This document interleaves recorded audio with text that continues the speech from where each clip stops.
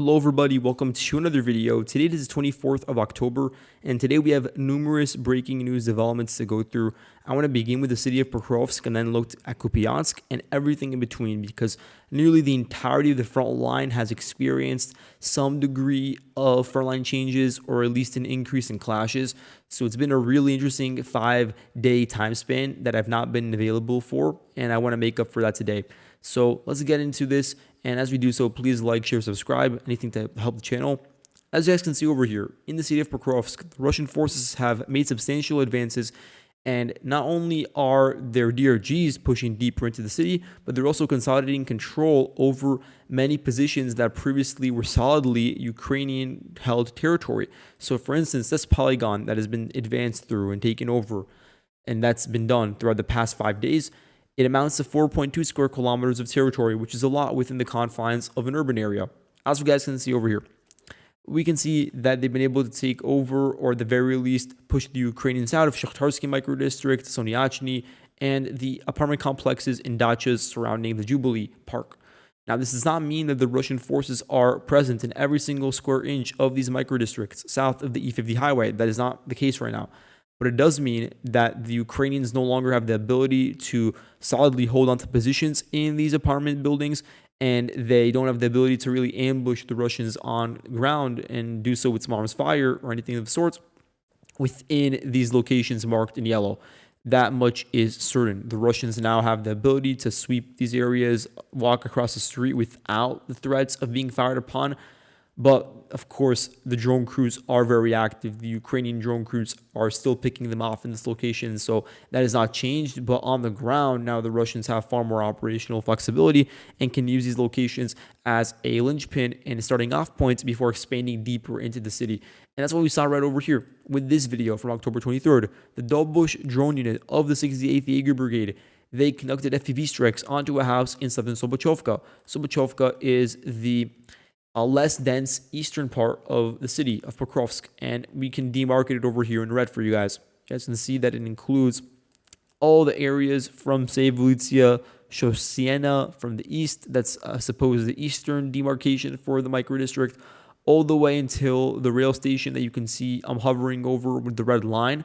And then from there, the demarcation to the west would be these major apartment complexes and the Soborny Park, which is this area over here that we're going over with the small red line. But you guys can see generally this is the perimeter of the Sobochovka district, and it's at least partially controlled by the Russians. I would say that the western half of it is largely under at least deep Russian infiltration and is largely exposed to these Russian DRG crews that are passing through. And then the eastern side is one of those areas that has not really been touched yet by the Russian forces yet.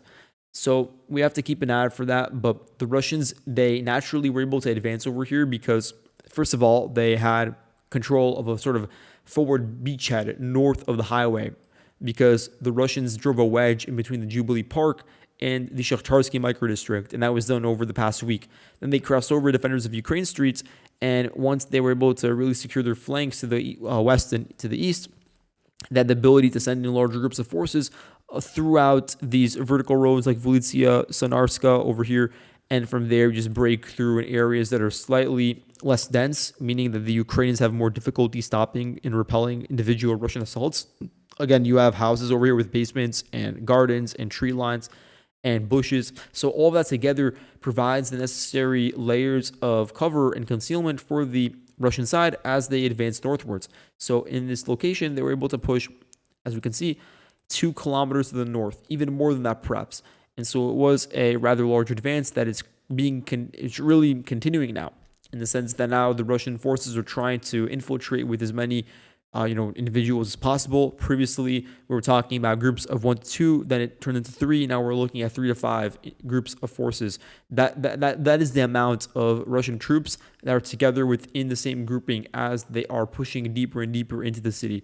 And as a whole, the Ukrainian sources are talking about 250 Russian soldiers operating within the confines of Pokrovsk. I think it could be even more by now, but even 250, when you divide that into individual groupings, small forces that are on their own, these small nodes, that means that there are a lot of detachments involved, and they can, go their own way. They are distinct and separate in terms of the routes they take, and that leads to a very porous environment, and it's difficult for the Ukrainians to then establish a cohesive front line or to spot all of them with the drone crews before they reach into an area that is egregiously deep within what would be considered the rear beforehand.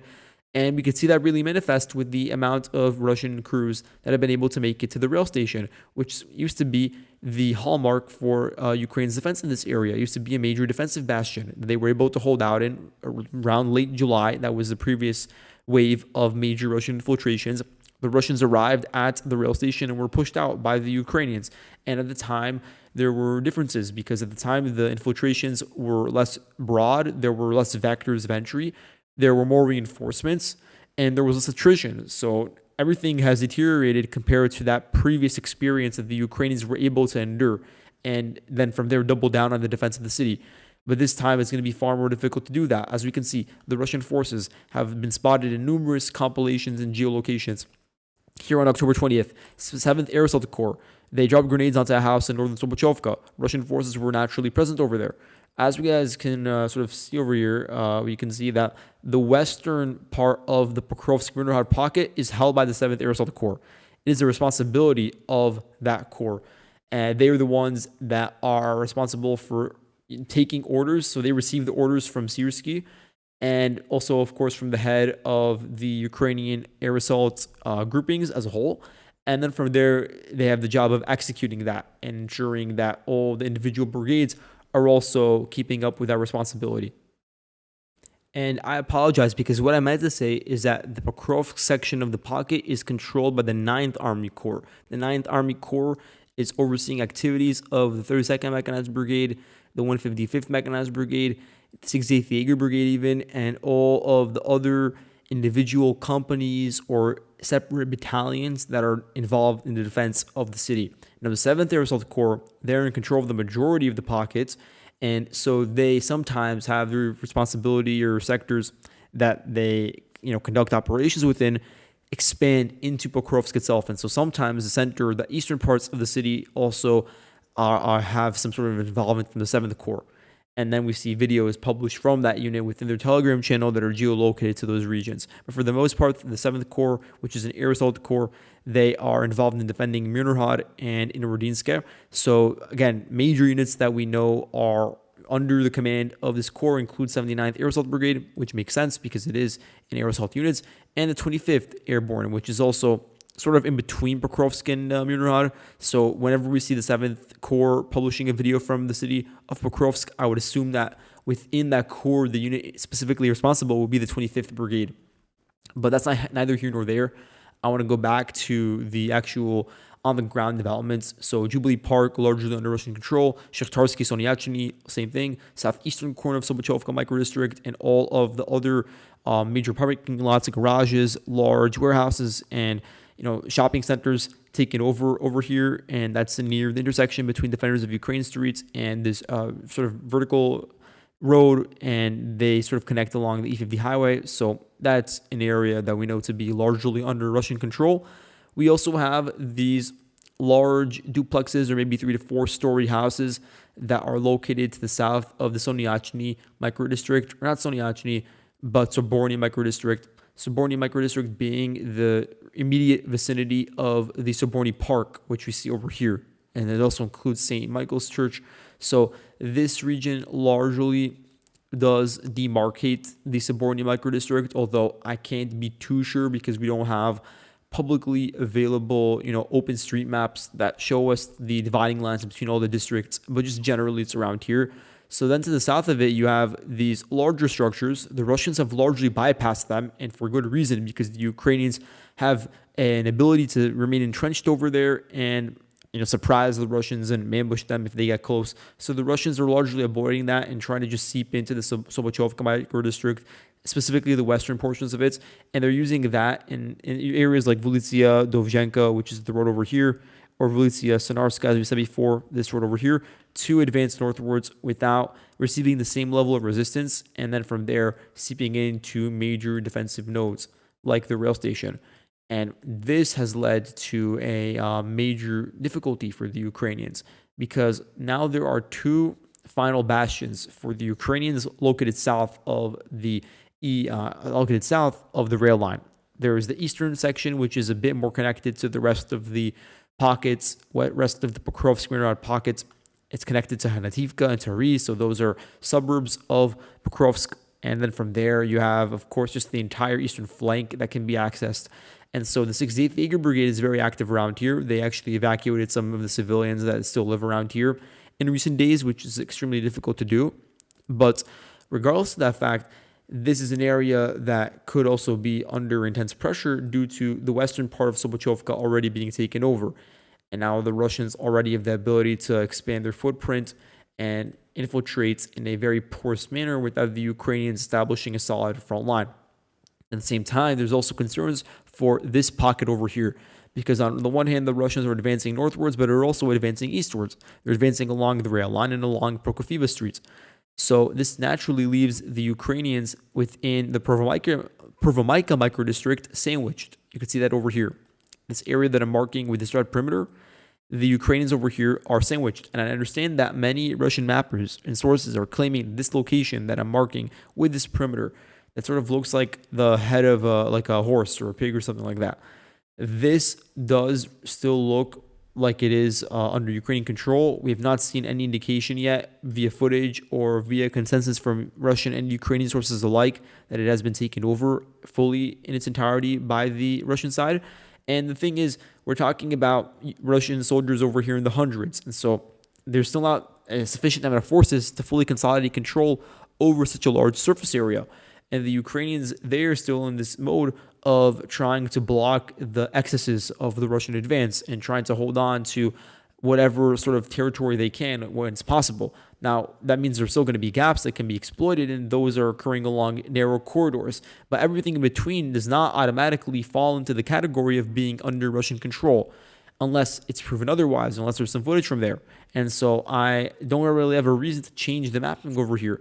So for all we know, the Ukrainians do still have some forces, albeit a small grouping of forces, and one that is very disconnected. It's very difficult to supply them now because the corridor out of this pocket is only about 350 meters. But regardless, we still do have this, I think, school over here, and then you have all these just private residential areas and gardens and bushes that are located in the Pervomyka district, extending all the way towards the Soborny microdistrict and the adjacent structures. Those are the locations where the Ukrainians are trying to hold out, lest the Russians unify their two main attack vectors, which would give them the necessary momentum to then push northwards into the rest of the city. And that would just lead to a disaster scenario. And so the Ukrainians are just trying to retain control over a stopgap location that can be used as the basis for either repelling DRGs or just dragging out the fighting for as long as possible, while the reserves that are located a bit to the north try to just scramble into position.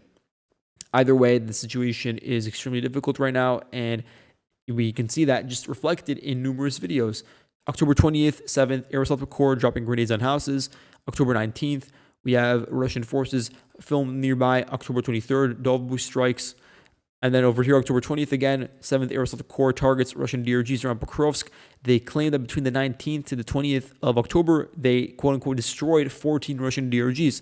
Now, that does seem like a reasonable number, but that also would imply that there are more than 14 Russian DRGs that were targeted and were spotted and present within this really deep part of the city by the 7th Corps, which is a corps that is not responsible for the entirety of Pokrovsk, so that's not really including all of the Russian forces that were fighting in the city, just a select few of them, and that was within the span of 2 days, and now we're on the 25th almost, and so the situation has only deteriorated since then, and that really does give us an understanding of the degree to which the Russians have infiltrated, and it really has been rather deep when you look at the maximum extent of their advance. You can see that they originated from Zelenivka and then push all the way up 3.5 kilometers northwards to the rail station. So it is a notable advance. It is a notable push within a rather short time frame. You can also see that north of the rail line, the Russians have already cut off the E50 highway, at least in the connection point to the defenders of Ukraine streets, and also near the intersection with the T0504. We can see that 50 hectares of territory were taken over. This is near the industrial zone of the city, so There was actually a video on October 20th released, and this is of the Russians entering into the industrial zone near the Bakovka microdistrict, which is, I suppose, the area near the industrial zone, but I'm not exactly sure. And so the 7th Air Assault Corps, they really tried to push out, and they claim to have succeeded in pushing out Russian squads that were located in the Geological Exploration Directorate building, which is, again, a part of the northwestern access point to the city. So having full control over that would diminish the amount of sort of territory that the Ukrainians have and the available routes that they can use to enter in and leave the pockets. And so now when you're looking at the extent of the pockets, the corridor that can be used to withdraw, it is about 7.7 kilometers, which does appear to be a lot on paper. But again, drone crews are ubiquitous around here, spotting all of the movement in and out. And then you zoom in over here and you can see that some of the entrance points have already been cut off due to the recent advances. Some of them are very close to being cut off, like this one near Rodynske. And then you just have local routes and this one other road, the Vovcha Olympijska road, that then you can use to take a detour to the right and enter into the eastern edges of Pokrovsk. So that is another potential entrance location, one of the final ones actually. And so, yeah, you can see how the logistical situation has deteriorated as a result, but that's why there's been a heavy Russian emphasis on deploying reinforcements to specifically the western edges of the city at the expense of the eastern edges where we're seeing even more bleeding. But this is an area where 32nd Brigade, 152nd Jaeger Brigade, 155th Mechanized Brigade, 25th Airborne, and 68th Jaeger. And then also some elements of the 3rd Special Forces Regiment, Special Purpose, and they are also generally involved with Kotlin and Udachny, but they are currently sending some of their assault companies to try to hold on to the western parts of the city. And that's all within the context of ensuring the logistics are still sound. So that's Pokrovsk for you guys. Hopefully that does make sense. And now we're looking at Myrnohrad. So we could see that they captured, the Russians in this case, 6.7 square kilometers. And this is located just in the southeastern portion of the city. So they've been able to infiltrate into the first houses using armored vehicles, and 38th Marine Brigade spotted them. They conducted FPV strikes onto 3 Russian vehicles and also dropped grenades onto Russian soldiers that had dismounted as they were approaching via some of the tree lines over here, because there was a lot of shrubbery that has not been targeted. It's not been, deforested. So there's still a lot of coverage, a lot of concealment in those locations. The goal for the Russians now is to push from where they are already at, which is Permin, and then also the solid line of contact to the south of Balahan, and actually infiltrate into the first houses in Myrnohrad, including the spoil tip over here, which will give the Russian forces a great line of sight towards the rest of this micro-district within Myrnohrad, which is, I suppose, it's really its own sort of formation, its own settlement block compared to the northern parts of Myrnohrad that are a bit more detached and are also easier to supply because they are closer to the entrance points. This location over here is really far away, and so movement in and out becomes even more difficult as time goes on. But regardless, the Russians are now making their first inroads over here. So certainly something to keep an eye out for. Also in Rodynske. Rodynske is an area the Ukrainians have held on to since August, and the Russians have applied a lot of pressure from the north, but it's not really been fruitful. There's a large gray zone in the northern part of Rodynske. Instead, Russian forces have been able to carve out this rather narrow route, but it has been able to succeed in undermining the integrity of the Ukraine's defenses over here. So they advanced from the, of course, industrial facility near the Terracon and also near the cemetery. From there, there's a route that includes the entrance via the soccer field and Vovcha Peremochi. And then from there, there's an advance that occurs along Limanska Street. From there, the Russians pushed westwards and were spotted in this video that you guys can see from October 23rd. So the 3rd Assault Battalion of the 92nd Air Assault, or not Air Assault, but just Assault Brigade, they conducted FPV strikes onto apartments over here. That gives us a clear indication that the Russians have been able to take over a large chunk of this city, meaning that the ones that are located to the north, the Ukrainian defenders in the northern part of Rodynske, are not fully cut off, but they are in a precarious position because their southern flank is now compromised. To the north, it's a gray zone. It's very deadly. To the east, the Russians are in control. There's only this western approach that can be used as a withdrawal option, and the Ukrainians are now enveloped within this town. But still very important for them to hold on to, because the loss of Rodynske and Lyman would then open up all of the floodgates for a Russian advance from the northeast into Pokrovsk and into the remaining supply routes that are connected to Myrnohrad as well. So that's why the Ukrainians consistently doubled down on holding onto the city. But now we can see that even within a very compact area, because it is a very small surface area that we're talking about, even here we can see that there are gaps developing due to the attrition rates, due to the lack of reinforcements. All of that is legitimate. And we can see how the 5th Nuclear Power Plant Protection Battalion was moved in order to help, fill up the gaps, because there are some assault companies within that battalion that could be of use. But that shows you guys how they're really scraping the barrel for forces over here, because this is supposed to be a unit that originally protected, this nuclear power plant in Rivne, and now you can see how they're fighting Pokrovsk. This is also an area where you have the 120th TF Brigade, and again, the battalion from the 92nd. That's very important, because the 92nd Brigade is very active across the entire sort of front line from Dobropilya southwards. And so one of the battalions is very active around here. And so are a couple of other units under the subordination of the 7th Air Assault Corps. But let's move on to what's going on in the Kucheriv Yar / I suppose Dobropilya salient, whatever you want to call it. Kucheriv Yar is now largely under Ukrainian control. They captured 5.7 square kilometers worth of territory, and there are 2 videos backing it up. One is from October 23rd. So the 123rd Reconnaissance Battalion, they were moved in, previously stationed in the Zaporozhye region, Orikhiv direction, and now they're associated with the 8th Air Assault Corps, and they were involved in raising a Ukrainian flag in the city or in the town. They evacuated 10 remaining residents via an armored vehicle. And there's also a video here from a day before, on October 22nd, of that same battalion taking between 4 to 6 Russian forces POW within the town. And based on that, we can see that the advance southwards amounts to 2.5 kilometers. So the Russians, they were pushed out due to an organization of Ukrainian forces originating from Vesely, and some of the major fortifications built that you can see are just to the south of Zoloty Kolidyaz. They use that as an organization point, and from there push southwards. So the Russians now, they still have control over the rest of the salient, but they don't have Kucheriv Yar as that anchor point that they previously had. Now, this would have been far worse news for the Russians had this happened in mid-August, when the Ukrainians initially started turning the tide of the battle over here, because at that point, the Russian forces had not really stabilized control over the western and eastern flanks of the salient. But at this point, they are far, far wider. They're about 7 kilometers in width. So there's a lot of density over here when it comes to just tree lines or ravines or quarries or anything like that can be used as forward operating posts.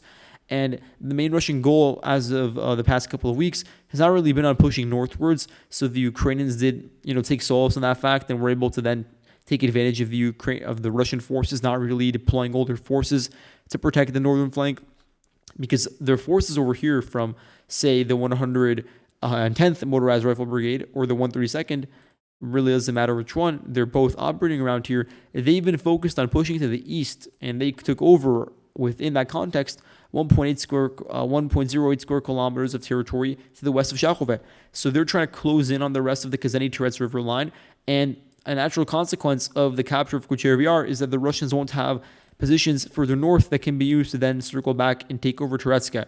But that does not change the underlying situation for all the other villages located deeper within the salient, like Shachove, like Sofivka, and then eventually Teretska as well.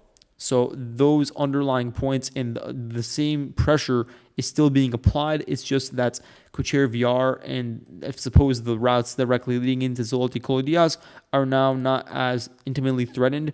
But again, the Russian goal is to take over the entirety of these clusters of villages. And then from there, the front line would be far more straight, and there would be a large degree of connectivity between the Russian forces starting from, suppose, Rusyn Yar all the way to the west to an area like Novoshachove, or an area, for instance, like Vilny.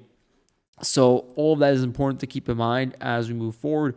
And the Ukrainians, when we look at their redeployments, the 12th National Guard Corps Azov does not have the same level of responsibility as it had last month. Same thing with the 25th Assault Battalion. It's not as active over here. Instead, we have the 173rd Battalion of the 120th TF Brigade. They are far more intimately involved in the day-to-day fighting over here. We have, of course, 2nd Battalion of the 92nd Brigade. They were involved in the capture of Kucheriv Yar and consolidation nearby.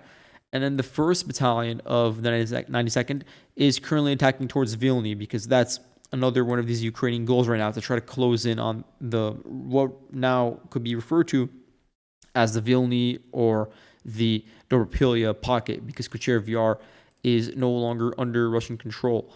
Now, let's move on to what's going on in Kostyantynivka. There are a couple of updates from this region that are of note.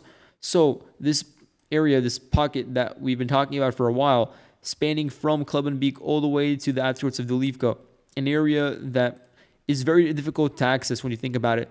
You had a very small amount of Ukrainian forces that were moving in and out on a fluid basis and then holding out within these individual dugouts protected by shrubbery. That was the way in which they held out for so long. But even then, it is very impressive that they're able to drag it out for this amount of time.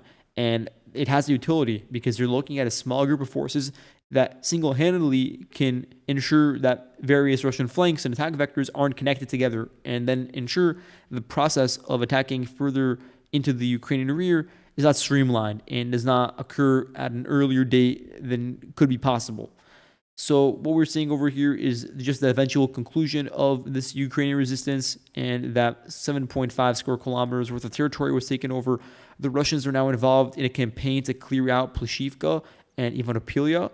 So those areas are really running along a very narrow corridor, especially along Volitsia Lenina streets and nearby rail lines, windbreaks, and such. So those areas are difficult to clear out due to the concentration of drones and also infantry within a small surface area. But that's a part of the objective that the Russians have right now for just taking over all of the remaining outskirts south of the city. That also includes fortifications. There are a lot of fortifications over here that really run along the nearby tree lines, and so each tree line has its own layer. So that's a part of the process as well, just taking those out, squeezing the Ukrainian forces from those locations out. Also, an area where we've seen the most emphasis in recent days is the Santorinivka microdistrict. So the Russians have been able to solidify control over the Adhidka district and also advance to the north of Pritichny, and they also push to the west of it. So as we all can see over here, the Ukrainians are in a really tough predicament because they have some forces in very minimal numbers located in this pockets in between the two main Russian attack vectors, and the largest one being Yadhidka from the south. So they're trying to just ensure that there isn't unity and there isn't a way for them to create a solid base to enter into the southern parts of Kostyantynivka. That's the Ukrainian goal. They're trying to drag out the fighting for as long as possible in all of these remaining vestige points, and that would include a lot of forested areas and tree lines that are located between Bilohora and Stopochki that I marked as being fully under Russian control, and for the most part they are, but there is still a large gray zone in the definition of what's under either Russian or Ukrainian control in these areas is a bit more ambiguous, because the context in which we're marking it is different, because there still is movement. There still are areas that are completely open that are not really fully under Russian control, but because of how far away they are from the main axes, the main epicenters of fighting, it's not really relevant to mark them as being a gray zone, because the Ukrainians aren't really active over there either. Instead, there are these open kill zones where drones, the Ukrainian drone crews in Kostyantynivka, are just spotting Russian soldiers maybe 5 to 10 kilometers before they reach the front line, the actual front line where we see fighting between both sides and their infantry, and they're picking them off there. And so those kill zones, as we said before, they span from, say, where you have the quarry, where you have the Donbass Canal, all the way up until an area like Pritichny, or up until the dachas in Yadhidka. And that's why those areas are so important, because they have basements that can be used as concealment. So those are the organization points, and from there, the Russians are advancing to the west. And we have a recent video showing how the pace of the Russian gains is only sped up recently, how they are really able to pluck holes in the Ukrainian line in areas that weren't imaginable previously. The Ukrainians, they tried to have this very compact defensive formation within the southeastern parts of Kostyantynivka, but it only lasted a couple of days before the Russians were able to overwhelm them, find a weak point, and exploit it and attack at depth. We can see October 22nd, a video from Kurden Company as a part of the 28th Mechanized Brigade. They killed one Russian soldier and wounded 5, and that was within the microdistrict, and that's from 2 days ago, and that indicates a maximum advance by the Russians of about 1.7 kilometers to the west. Now, I don't want to come out here on a limb and mark a location that's very deep within previously imagined Ukrainian lines and say that it's all been taken over by the Russians.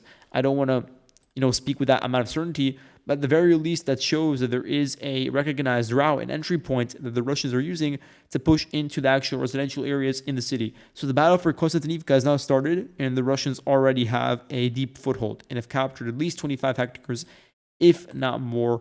So keep that in mind as we move forward. The advance that I marked with the yellow is a push of about 600 meters to the west, also notable. Now, let's move on to what's going on in Siversk, because there are a couple of changes over here, and then we'll look at what's going on in Lyman. So the Russian forces on October 24th, they were spotted by the Archon drone unit of the 108th Mountain Assault Battalion. They dropped grenades and conducted FPV strikes onto individual tree lines and dugouts to the west of Ivanivka. In this polygon, we can see the capture of 2.8 square kilometers of territory and a westwards advance of about 1.4 kilometers. So the Russians are using Ivanivka as a basis, and then from there they're branching out.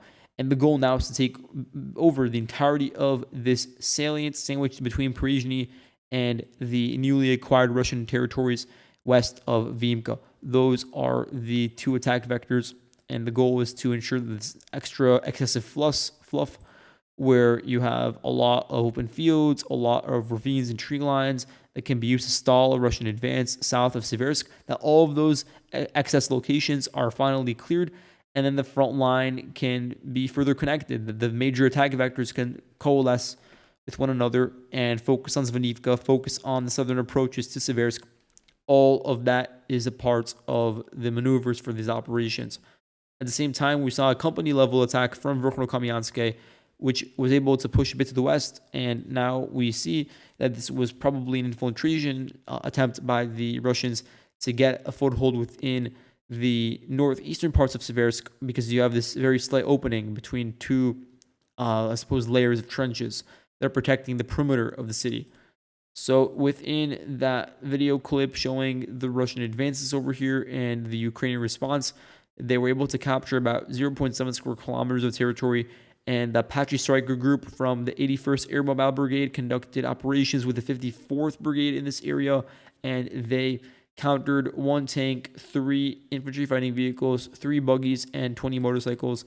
That is the list for the vehicles that were used, not the ones that were destroyed, but some of them were targeted within the video clip. That gives us an indication of the new forward line of contact, as the Russians are also getting close directly to the east, and they're also in the process of consolidating very strongly their northern flank in an area that's less well defended. To move on to what's going on here in Lyman, it is pretty interesting. The Ukrainians are doubling down on their activities in Torsk and Zarichny. So Zarichny, at some point within the past week, it was fully under Russian control, and there was a fear that they would use it as a springboard to then attack Lyman from the east. So the 425th Skala Assault Regiment was sent in a really rapid manner, at least one of its battalions, because another battalion is in Pokrovsk. But this other battalion was involved in a rapid deployment to Zarichny, and the Skala Regiment and associated units were able to take back locations south of Vovcha Bulvarna, so as we can see over here. Then they crossed over the Zhyrovets River and seeped into the first houses within Torsk. Now, I'm aware of the fact that the regiment, Skala Regiment, claims that all of Torsk has been taken over, spanning about 9 kilometers when you look at the distance from the north to the south. I'm aware of those claims, but there's not enough proof to back up an advance to the northern part of Torsk. Although for now, the new footage that was released on October 24th does show that they raised their flag, and that the 2 Ukrainian soldiers shown in the video took 4 Russian soldiers POW. That much is true, but it does not translate to the full capture of the village because of how much it spans from south to north along Vovcha Pivnichnya.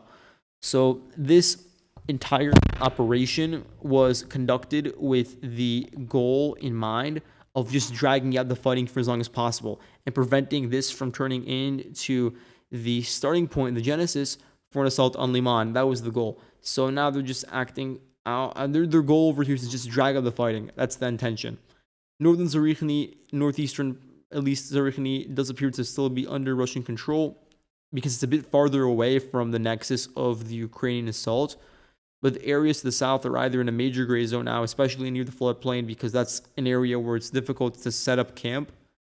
And then you have Ukrainians actually embed within the basements of some of these houses in Zarichny, meaning that's going to be now a challenge and it's going to get really drawn out. This process of taking everything back, including on the eastern edge of the river, which is an even deeper advance and is even more detached from the center of logistics, which would be Lyman itself.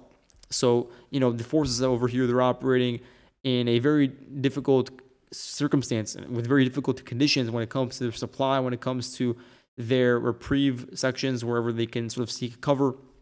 It's very difficult in these areas, but we all know that previous counterattacks from Skala were able to drag out the fighting in Zarichny for weeks, and so now the same thing is being repeated again.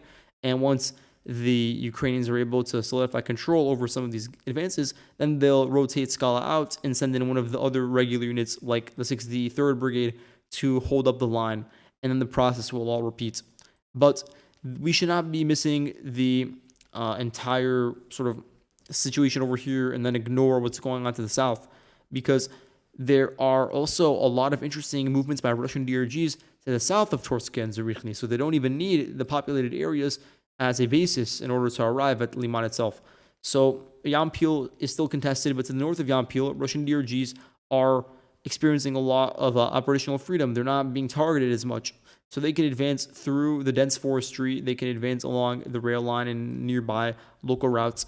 And Deep State has claimed this, and it's also corroborated by a lot of Ukrainian sources, that the DRGs have made it as far as this southeastern district within Lyman, meaning that if this is the case, the Russian DRGs have been able to push, let's measure it, they've been able to push about at least 7.5 kilometers, if not 9 kilometers to the northwest of their previously understood locations. So this is an area that can really be exploited by Russian DRGs going forward. We talked about this in the summer, and now it's actually manifesting. They can cause a lot of harassment issues for the garrison in Dibrova or Yampil, or the ones that could be connected to Torska. And they can also, pave routes through areas that are well protected. And then from there, from the comfort of the forestry, begin assaults onto the first houses in Lyman itself in areas that are not necessarily the most well fortified. So that's all a part of the Russian approach over here. At the same time, the Russians are also trying to break through the outer ring of defense in the city and reach Stavki, because they need to get control over forward operating points that include major buildings and then the basements accompanying them. They don't really have that in areas around Lyman. They don't have it to the southeast up until Yampil, which is really far away. And now in Torsk and Zarichny, it's contested. Stavki is now an objective for the Russian side. They advanced about 1.5 square kilometers in their efforts to take it over, but they were stopped by the Fatum unit of the 68th Mechanized Brigade, which conducted strikes onto 2 BTR-82As, 1 T-72B, and that was during an armored assault that was conducted by the 254th Motor Rifle Regiment. That unit is deployed over here. We can see it on the map. So they are now in charge of the operation to take over Stavki. We can also zoom northwards onto what's going on in Kupyansk, because there are a couple of changes. First, within the city confines, and then to the north, you have the Ukrainians taking advantage of a lot of weak points and pushing with a lot of depth. But let's begin over here with Kupyansk city. We can see that the Russians were able to push south of the main dividing lines. So the main dividing line that we see quite clearly on the map is this highway that comes from the southwest, and then from there bisects the downtown area of Kupyansk. And I want to see if it's written in English so I could read it out for you guys, but it doesn't particularly matter. It's called Korkivska Vulitsia, so Korkivska Streets. And this location, everything to the north of it has been taken over. So all of the gardens, all of the windbreaks near the tree lines, or the tree, the shrubbery that's located next to the Kupyanka River, All the houses that are also built north of the road over here have been taken over. And to the south of it, we've already seen expansion by the Russian side. They've been able to get control over areas in and around the Jubilee microdistrict, and we can see that the advance amounts to about 1.5 kilometers southwards, so it is notable. The Russian forces have been able to use the platform from Moskovka and the southwestern parts of Kupyansk to storm houses north of the Jubilee microdistrict, including ones like the Kupyansk tax inspection building. And then you look at the apartment complexes themselves. They are being struck by the Korn Group, which is a drone unit attached to the 116th Mechanized Brigade. And that's from October 21st. So the Ukrainians are actually striking apartments now because the Russians have taken them over. Meaning the Russians are in the process now of getting full domain over the higher ground within the context of this battle. All of the higher elevated locations are now being contested. And so the goal would be to seize them and then use that as a vantage point while the Ukrainians are located on lower elevation within private residential areas a bit to the east and also near this local school, which is a major organizational node for the Ukrainians that they're banking on, that they've tried to set up a defensive perimeter for. The Ukrainians at this point, they're just trying to drag out fighting for as long as possible. And that is with the hope that the crossings to the other side of the Lyman River are protected, that the Russians don't have the ability to then shift their focus to try to essentially cut off all of the Ukrainian forces and all of their holdings that are located to the east of the river. That's one of the main reasons why the Ukrainians are doubling down on their defense in Kupyansk. That included sending in armored assets to counterattack near the Jubilee district, but they were repelled. And now we also see the Consolidated Rifle Brigade of the Air Force has been deployed over here, and they're fighting near the Lyman River on the western bank. They were previously defending in Vovcha, but their utility is far more of need over here. Also, the Ukrainians organized an armored counterattack way to the north of Kupyansk, and I suppose the logic is that the supply routes into the city are very thin. There are a lot of open fields, and the one major road that is used for supply, that being the R79 highway, is very close to the front line, meaning that it could be compromised. So the Ukrainian logic was to, instead of engaging directly house to house with the Russian forces in the city, that they would instead circumvent that by attacking from the north and trying to cut off supply routes and either, force a withdrawal or divert resources away. And the latter is happening to some degree, but it's not enough to actually change the course of the battle. But we are going to still note it because we can see the two porcupine-like formations, because they have these metal rods, the Ukrainians, that they're using on their M113s. And the Russians use it first, but the Ukrainians are now adopting it, as they also adopted the cope cage, and not the cope cage, but actually the turtle tank formation. So the turtle tank style of defense across the entire breadth of an armored vehicle, it's actually now being deployed for M113s. And then the next layer of defense past the actual turtle shell from formation would be the metal rods that are sticking out in order to absorb and pick off any drones before they strike the vehicle itself. So that structure is what was used for the M113s, and it's natural when we're looking at a penetration at this depth, where the goal is to just transport forces and then dismount them in an area that is deep away from areas that would be considered part of the line of contact. And so this was done near Molodetske, and it was from forces of the 114th TF Brigade. So two of those vehicles one of them was destroyed and another one was abandoned. So in total, 2 losses. And that was near the Kupyansk gas distribution station, which we can see over here.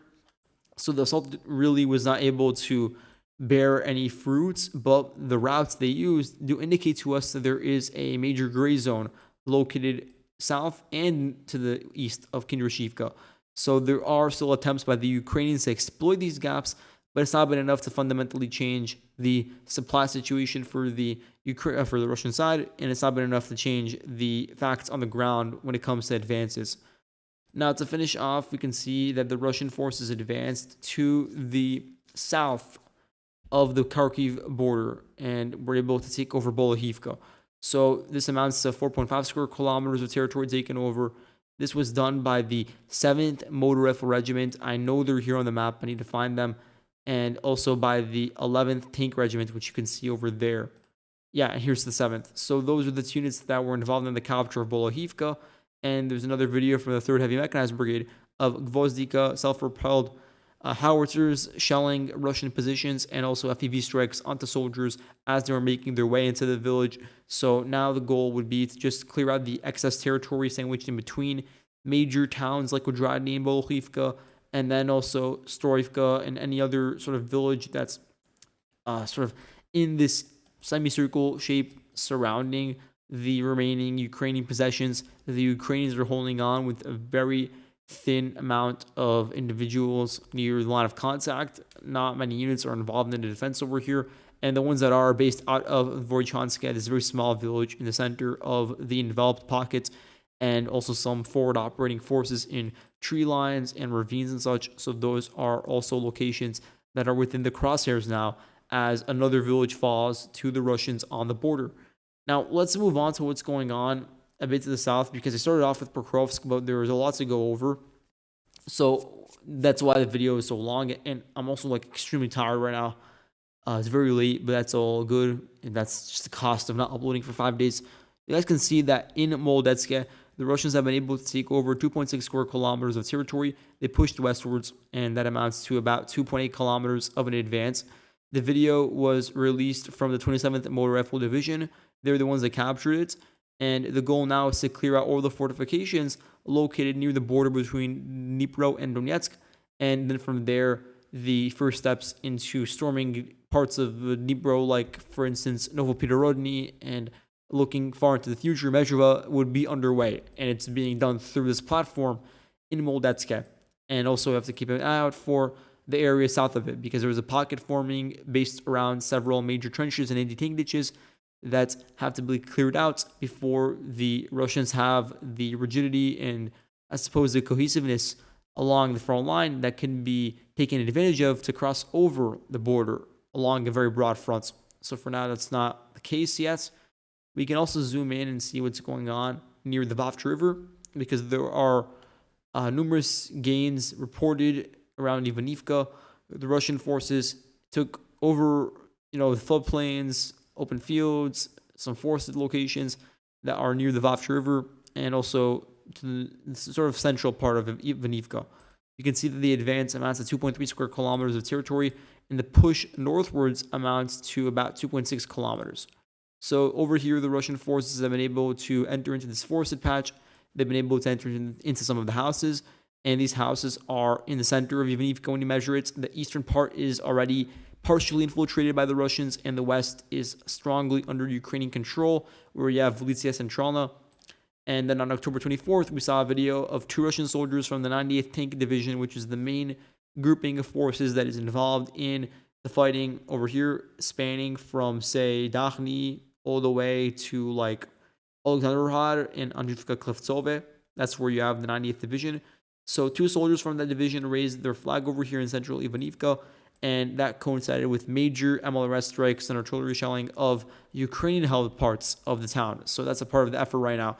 And the goal for the Russians, I suppose, would be to connect between the eastern bridgehead and the central one, because from then on out, it will be far more difficult to fully push out the Russian side. And then from there, Ivanivka turns into a permanent bridgehead that can be used to expand in any direction necessary, whether it be Novopavlivka, whether it be pushed in Mezhova in the long term, we're looking at 2026, or pushed towards Havrilivka, whatever it may be. Ivanivka is the key to that. So it's a very important city. Also, looking at what's going on over here with the Yanchur River line, there are a lot of numerous advances. First of all, Novopavlivka, the Russians took it over in its entirety, 1.57 square kilometers of territory taken over. October 23rd, a video shows shelling of Russian forces in a forested area to the north of Novopavlivka by the 31st Mechanized Brigade, essentially backing up these claims.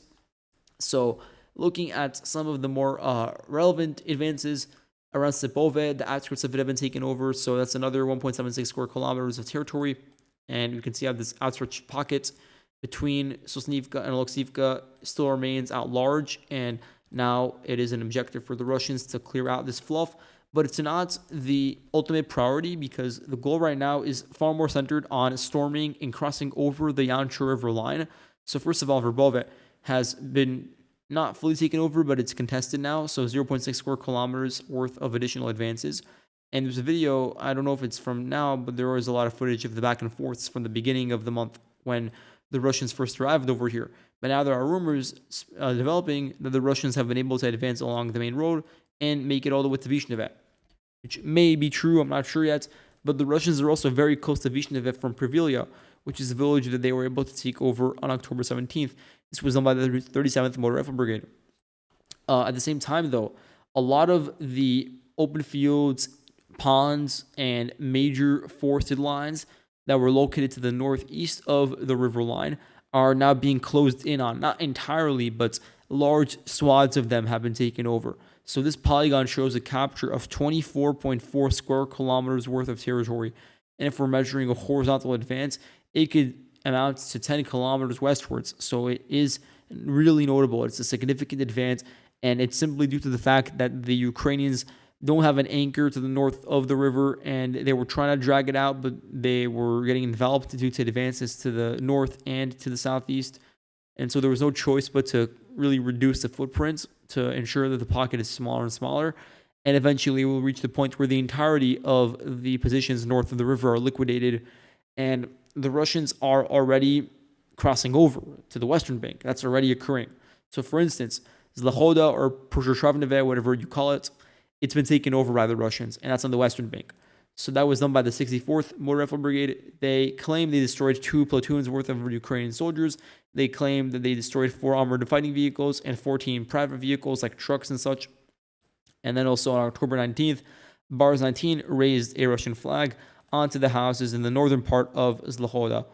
So Bars 19 is over here, and I don't know where the 64th is, but they are also generally deployed to this region.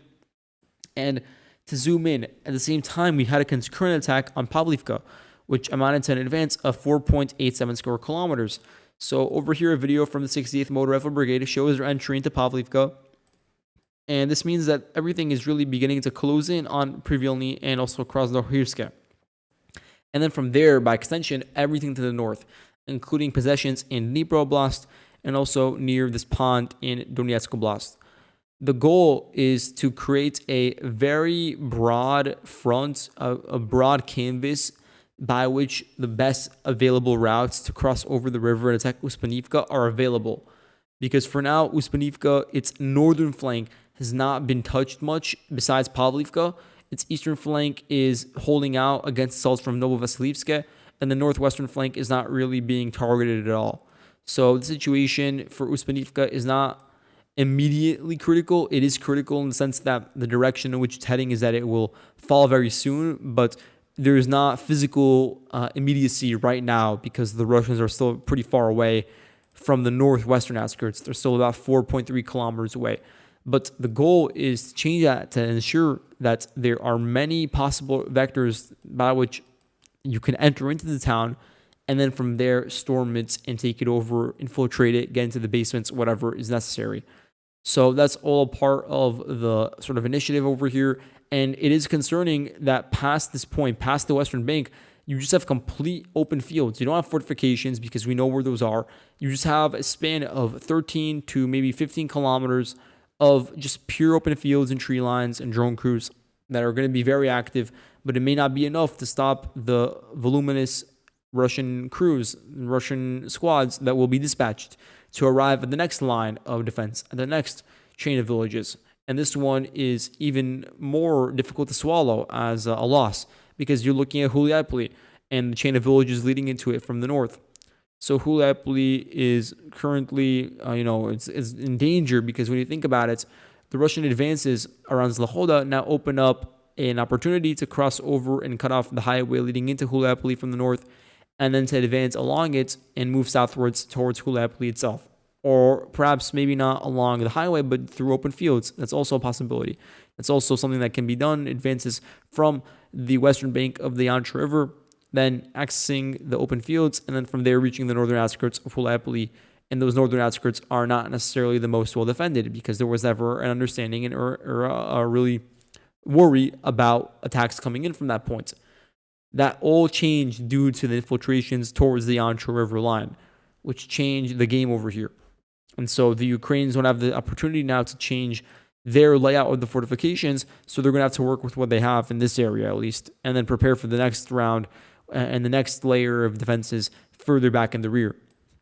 At the same time, the Russians were also closing in on additional advances directly to the east of Hulayapoli towards Zeleny High, Vysoke, and Vesele.